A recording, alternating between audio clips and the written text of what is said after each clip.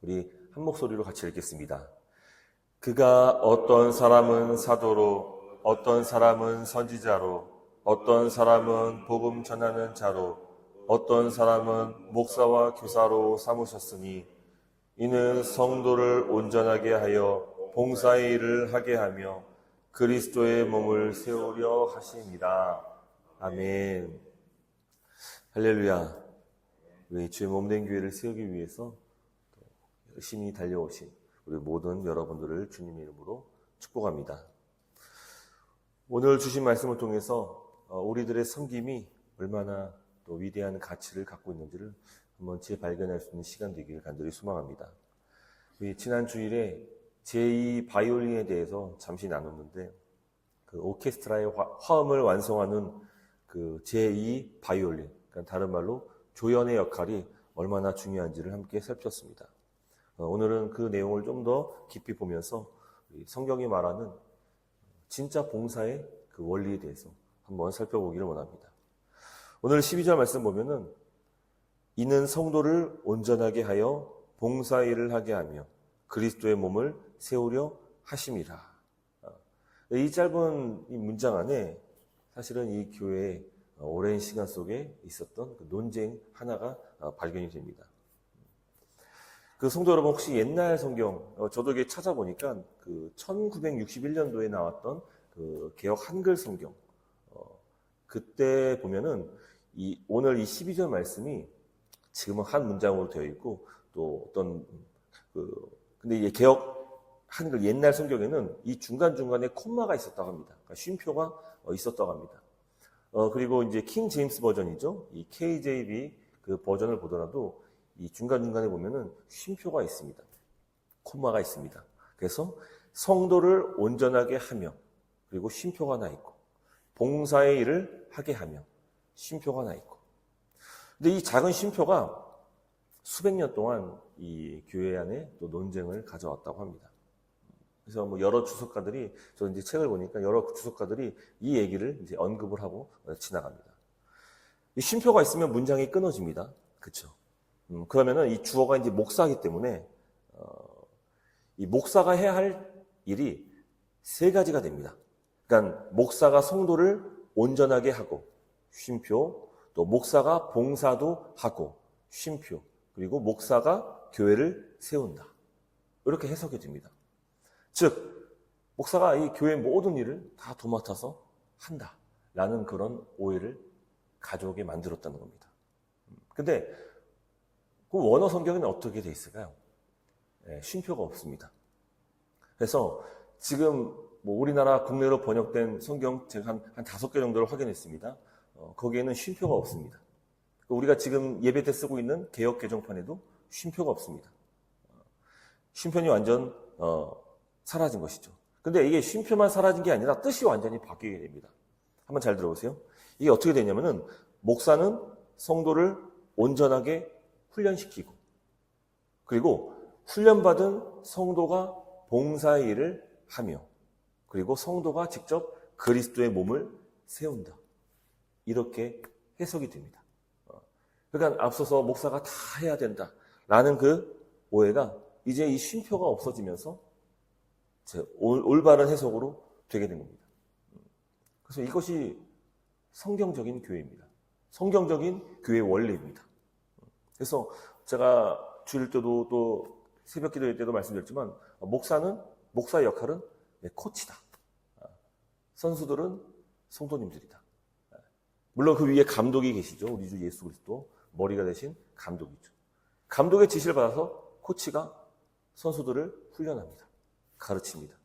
그러면은 선수들은 그 훈련 내용대로 나가서 뛰는 것이죠. 필드에서 뛰는 겁니다.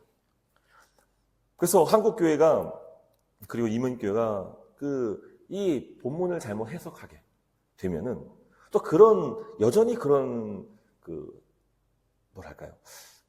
옛 가치 사고관이 아직도 남아있는 거예요. 그래서 이 목사가 모든 일을 다 관여해야 된다.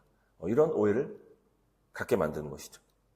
그리고 성도들은 마치 관중석에서 혹은 일일이 지시하는 대로 따르는 마치 그런 모습으로 교회를 생각하게 만든다는 것입니다. 그런데 절대로 그렇지가 않습니다. 절대로 그렇지가 않습니다. 우리 반동 반석교회를 세우는 진짜 건축가는 목사가 아닙니다. 바로 보이지 않는 곳에서 땀 흘리는 여러분 성도 한 분 한 분이 되어야 되는 줄을 믿으시기를 바랍니다. 자, 그렇다면 목사가 성도를 온전하게 한다라는 것은 무슨 뜻입니까? 어제 말씀 나눴지만 이제 탈골된 뼈를 맞춘다. 그리고 그물을 깁는다. 그런 뜻이었습니다. 우리가 세상을 살다 보면은 때로는 뼈가 어긋나고, 그렇죠. 또 마음이 상하고, 또 그물이 찢겨지는, 그러니까 영혼이 상처 입은, 너덜너덜해지는 그런 일들이 있습니다.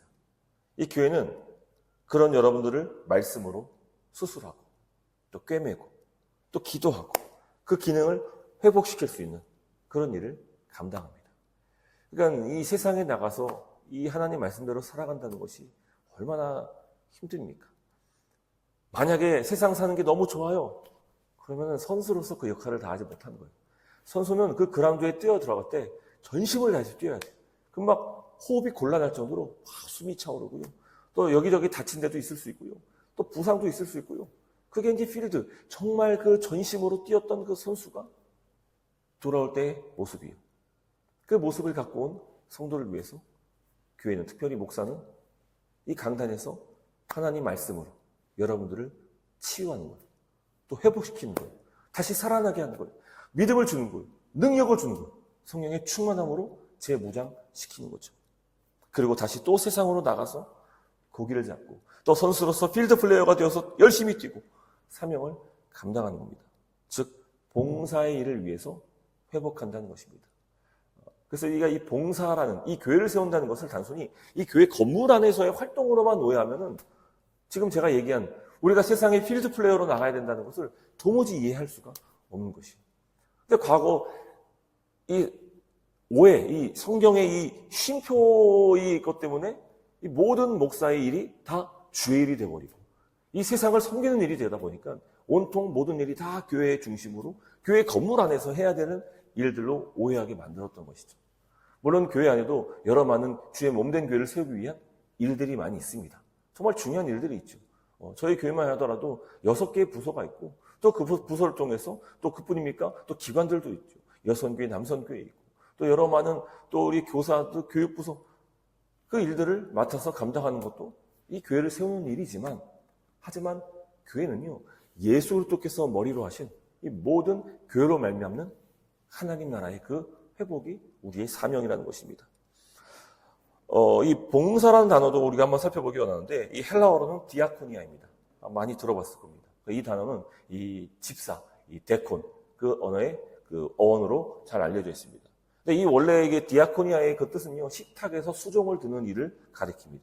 그러니까 식탁에서 딱 앉아서 주인이 밥 먹을 때 밥상을 차리고 또 뭐가 흘렸을 때 그것을 닦고 그러니까 시중 드는 그 종을 디아코니아라고 얘기합니다. 그게 집사의 어원입니다. 집사. 근데 이 학자들의 말에 따르면은 이 단어 속에는 이 디아콘, 먼지라는 의미가 포함이 되어 있습니다. 그래서 이 종은요, 먼지를 뒤집었을 정도로 분주하게 움직이고 일하는 종을 가리킵니다. 그렇게 섬겼습니다. 그러다 보니까 여러분, 고대 그리스 문화에서는 디아콘, 이 먼지를 뒤집어 쓰는 그 집사의 그 직분은요, 천한 일로 여겨졌습니다. 상당히 천한 일이고 전했죠. 그래서 남을 부리는 것. 사실 오늘날 사회에서도 그렇잖아요. 내가 이 상사 높은 자리에 차지하고 있어서 내 말 한마디면은 막 여러 사람들이 막 분주하게 막 일을 하고 있는 이게 사실은 우리가 바라고 원하고 또 그것이 세상이 주는 그런 성공 아니겠습니까? 내 말 한마디면은 다 모두가 다 복종하는 그런 시스템. 근데 고대 그리스 사회에서도 그게 성공의 가장 윗단계였던 것이.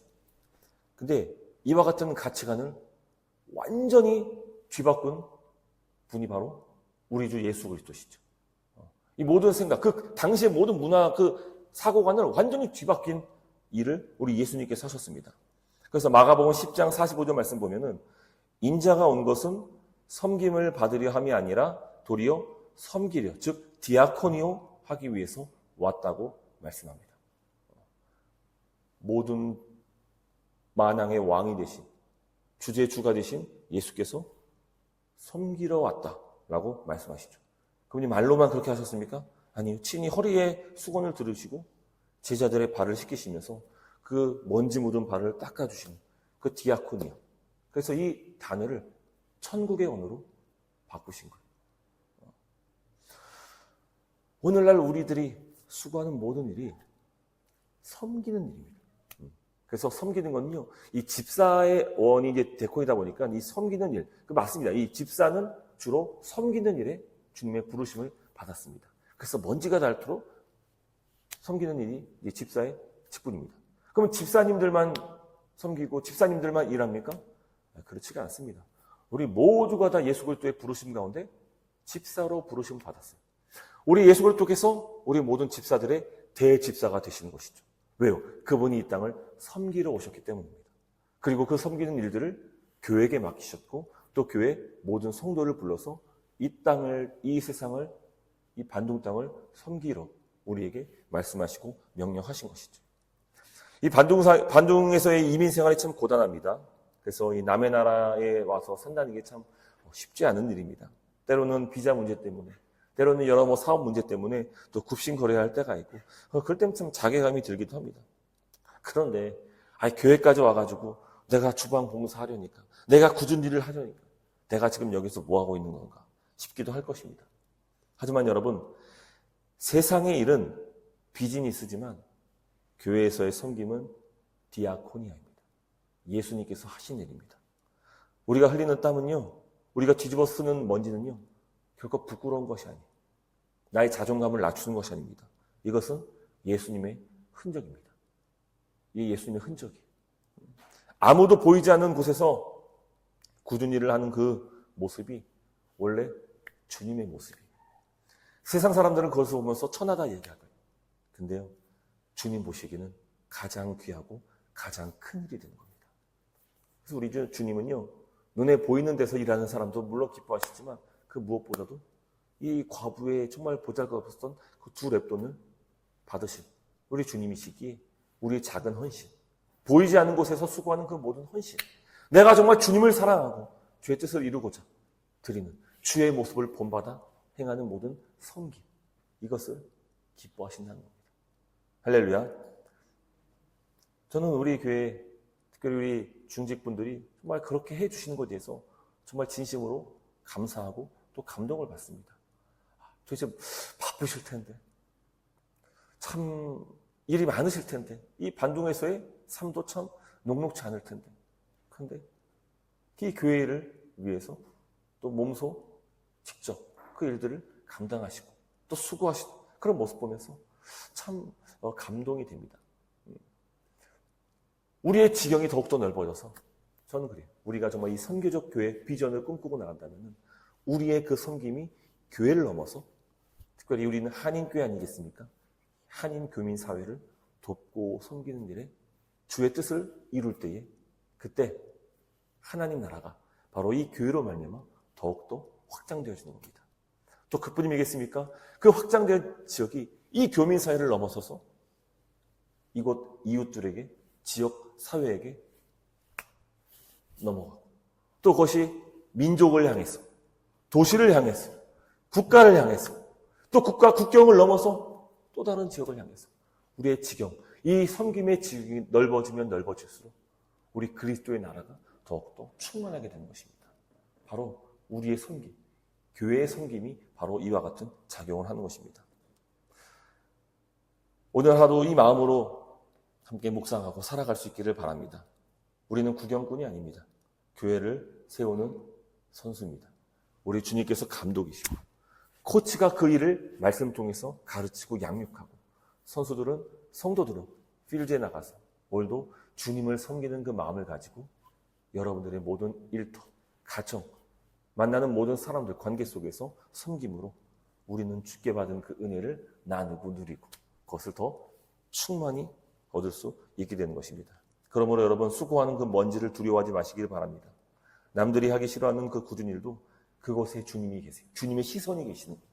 그래서 이런 기억하시면서 정말 영광스러운, 잘 눈에 띄진 않지만 제 이 바이올린, 그 조연이지만 그러나 그것이 빠진다면은 오케스트라 음악은 완성될 수 없는 것입니다. 이와 같은 우리의 역할로 말미암아 주님을 기뻐하게 할 수 있는 그런 저 여러분 될 수 있기를 주님의 이름으로 축복합니다.